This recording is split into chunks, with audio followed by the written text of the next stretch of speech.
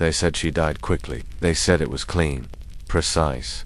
But the truth is much darker. Because Anne Boleyn, Queen of England, second wife of Henry VIII, didn't just lose her head. She lost everything. Dignity, peace, and even her identity, in a death scripted like a public spectacle. If you think you know the story, you don't. Subscribe to Dark Hours Archive now, because the past you've been told is only half the truth. Here, history bleeds. The sun rose slowly over the Tower of London on May 19, 1536.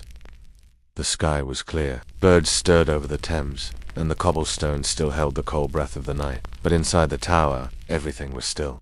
The servants moved quietly. The guards avoided eye contact. In a chamber deep within the fortress, Anne Boleyn prepared to die. She had barely slept. For 17 days she had waited alone, imprisoned. Her enemies had made a mockery of her trial. The charges: adultery, incest, treason, lies, all of them. Political tools. The court had smiled as it killed her. The sentence had already been decided before she was even arrested. Anne Boleyn was never going to survive Henry VIII's disappointment. Not after she failed to give him a son. They dressed her in a dark grey gown, trimmed with ermine. Her hood was modest. Her expression was unreadable. Some said she prayed all night. Others said she laughed. One servant claimed she spoke to no one, just stared at the wall, lips moving in silent conversation with God. But when the hour arrived, she stood. No screaming, no weeping, no plea for mercy. The Queen of England walked toward her own death with eyes wide open. But the execution that followed, what they don't tell you, is far more chilling than the clean, elegant stories written in history books. Anne Boleyn was not taken to a scaffold with a single block. She was not met by a silent executioner with a clean blade. What awaited her was theater, a cruel, choreographed display, staged by her husband to break her spirit, even in her final breath. He had ordered a swordsman from France, not out of kindness, but to avoid a traditional axe tool, too messy, too slow. He wanted it fast, publicly inevitable. They led her past the green lawns of the tower, past guards who bowed out of habit, not respect, past the chapel where she once prayed as queen, and then into the open. A raised wooden platform stood waiting, surrounded by a crowd of hundreds, nobles, servants, foreign ambassadors, all gathered to watch a queen die. The scaffold was built low, so every face could see hers. There was no curtain, no barrier, no shield from the eyes of the nation. A priest stood beside her, but his prayers were drowned by the murmurs of the crowd. She knelt on a cushion in the center of the platform. There was no block, no blindfold. She was told not to move, told to keep still as death approached from behind. The swordsman waited quietly. He held no axe, no gleaming weapon in full view. He had hidden his blade in the straw to keep her calm. But that, too, was part of the cruelty. She wouldn't see it coming. He would call for his assistant, and as she instinctively turned her head, he would strike. And yet, in those last moments, Anne Boleyn did not beg. She looked out at the crowd, at the courtiers who had once praised her beauty, now come to measure her suffering. She spoke calmly, her voice clear. She did not accuse. She did not defend. She spoke of the King Henry VIII as a good and gracious lord. The words sounded like surrender, but they weren't. They were a mirror, because only a truly monstrous king could let those words be her last. The crowd fell silent. The wind shifted. The swordsman moved. She never saw the blade, but it was an instant. Witnesses said the sword didn't sever cleanly, that it struck hard against the back of her neck, and for a moment only a breath she remained upright. That her body that the executioner had to finish the cut. That blood spattered against the hay, the wood, the hems of noble gowns. That her eyes blinked once, after her head fell. That someone screamed. That the crowd recoiled, and in that moment history looked away. But we won't. Because here at Dark Hours Archive, we peel back the veil of myth to show what power really does, what fear really looks like, what it means when a queen becomes a warning. Her body was removed in silence. No coffin, no royal burial procession, just a rough wooden box hastily repurposed from an old arrow chest. Her ladies in waiting gathered her remains with trembling hands, wrapping the severed head in linen, cradling it as if she still breathed. They say the ground beneath the scaffold remained stained for days. The tower staff avoided it, even after it had been scrubbed and washed, because something lingered, not just blood shame. Anne Boleyn had been queen, crowned in majesty, celebrated with processions and pageantry, Now she was dumped into a shallow grave beneath the chapel of St. Peter ad Vincula, her name scratched into a crude wooden marker. No tomb, no monument, just stone and silence. And within weeks, that silence would deepen, buried under lies, because Henry VIII didn't mourn, he didn't weep, he didn't retreat in grief. He remarried just 11 days. Jane Seymour, his third wife, stepped into Anne's place. Before the ground above her grave had settled, the court celebrated. The musicians returned. The palace halls filled again with laughter. Anne's name was not spoken, but not because she was forgotten. Because everyone remembered, and that memory haunted the walls. Whispers spread through court that Anne's ghost walked to the tower, head tucked beneath her arm, searching for the justice she never received. That she appeared to her accusers in dreams. That strange sounds echoed from the chapel at night. Her execution had been public, but what followed was hidden, sanitized, rewritten. Historians would later debate everything. The charges, the evidence, the timing, the role of the king. But what they couldn't debate was this: Anne Boleyn was sacrificed. A scapegoat for a king's ambition. A warning to every woman who dared to rise too high, too fast, with a voice too sharp and a mind too clever. She wasn't just executed, she was erased. Her portraits were destroyed. Her family exiled. Her name cursed. Even her daughter, the future Queen Elizabeth I, was declared illegitimate. Yet Anne had done nothing that hadn't been permitted. She had followed the rules until she started rewriting them. She spoke her mind, challenged scholars, debated theology. She refused to be silent in a court that demanded quiet queens. She gave birth to a daughter and promised more. But it wasn't enough. And when it wasn't enough, she became disposable. The men who orchestrated her downfall were rewarded. Thomas Cromwell, the architect of her destruction, rose in power. The courtiers who testified against her gained land and favor. The nobles who had cheered her coronation now toasted her death. The system that killed Anne Boleyn thrived, because it was designed to. But beneath the surface, cracks formed. The people murmured.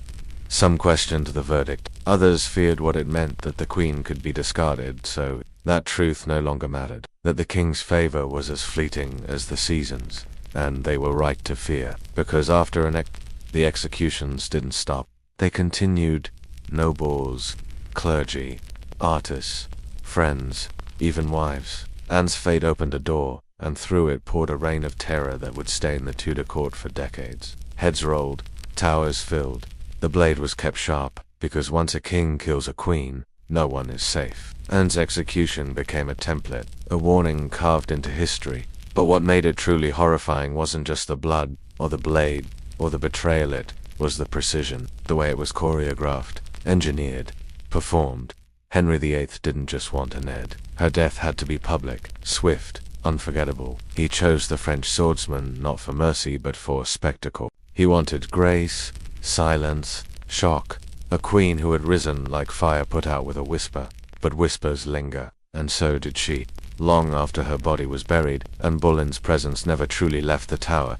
Servants reported unexplained noises at night, soft weeping, distant footsteps, the rustle of silk gowns dragging across stone.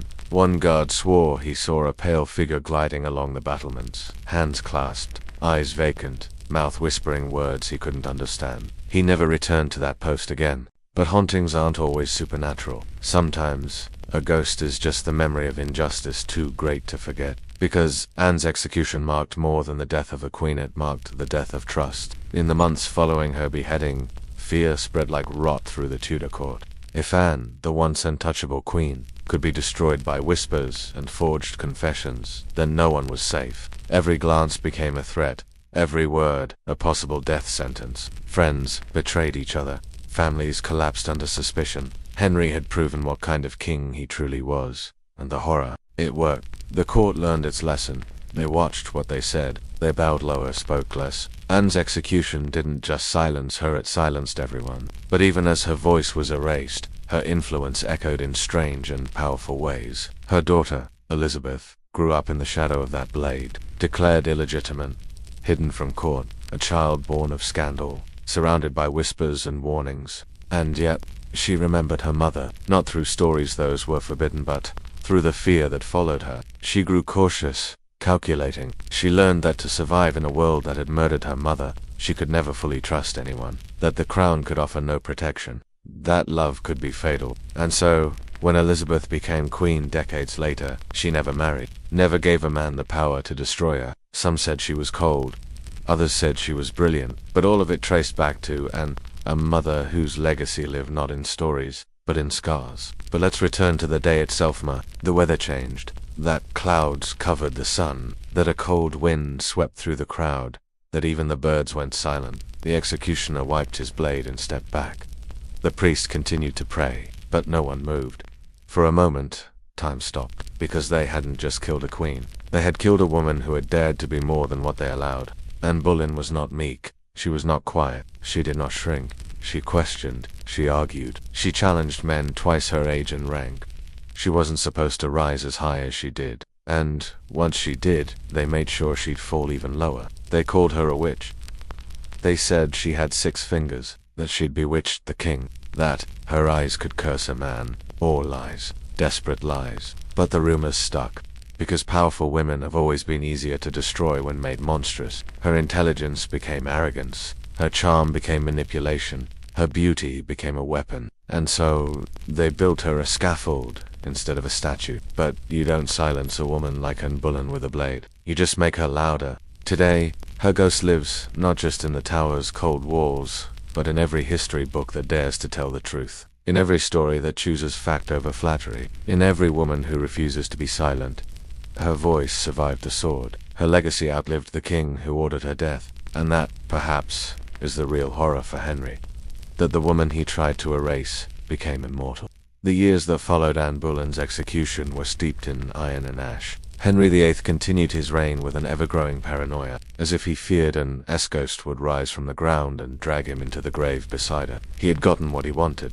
A clean slate, a new wife, a path toward the male heir he so desperately craved. But something was different after, and colder, sharper, as if the crown itself had been poisoned by the blade he had ordered.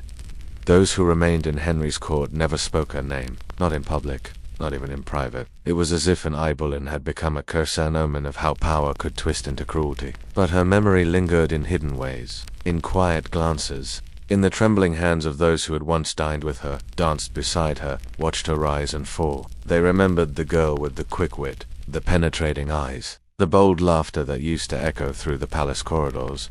That laughter had been replaced by silence, the kind of silence you only hear after a scream. The documents from the time were carefully edited. The official records described her execution as dignified, swift, merciful, but beneath the ink, in the margins of letters and diaries, a different story emerged. That the Queen had been betrayed by those closest to her.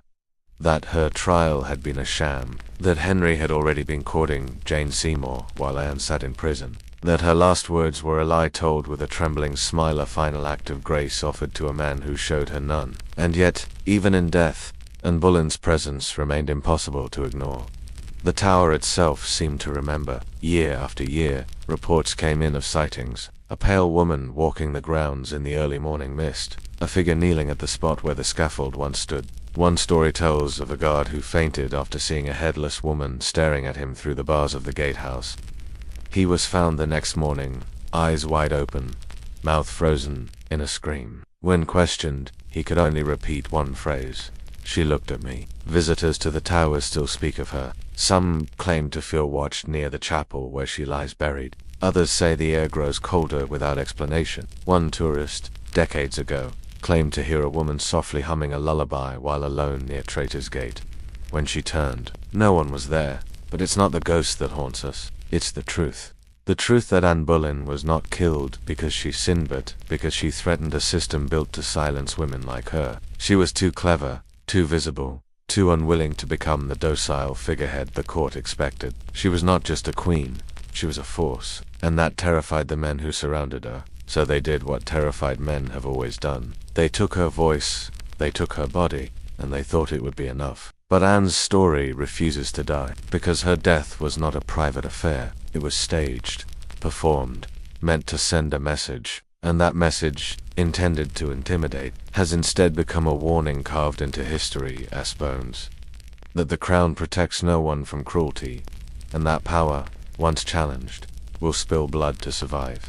And so, She walks, not just in the tower, but in the minds of every generation who reads between the lines, who sees beyond the portraits and the propaganda, who hears her words echo from the scaffold. I am come hither to die, and I pray, God save the king. Not a curse, not even defiance. A final reflection offered from the edge of the blade. The stone that marks Anne Boleyn's grave is small, worn smooth by centuries of footsteps, candles, and whispered prayers. Most who visit the chapel at the Tower of London walk past it without noticing. There is no grand statue, no monument carved in marble. Just a name, a date, and silence. But under that stone lies more than bone. It holds a story that has outlived empires, a warning dressed in velvet, a voice that was silenced but never forgotten. Because Anne Boleyn was never supposed to survive history. She was meant to vanish, to be remembered only as a lesson, a fallen queen, a cautionary tale. But instead, she became something else entirely. She became legend. Her death was horrifying, her legacy immortal, and perhaps, in the end, that's what scared them most. Because Anne's true execution wasn't just the sword, it was the attempt to erase her, and they failed. Today, her face appears in history books, her words are studied. Her daughter Elizabeth became one of the greatest monarchs in history, the girl who watched the world bury her mother, learned to never bow to it, and Anne Boleyn walks still, not in body, but in memory, and in truth, because truth never stays buried, not here, not at Dark Hours Archive. If this story struck a chord, if you felt the chill of forgotten justice, or the weight of history's darkest whispers, subscribe to Dark Hours Archive, because we bring the shadows into the light, and we're just getting started.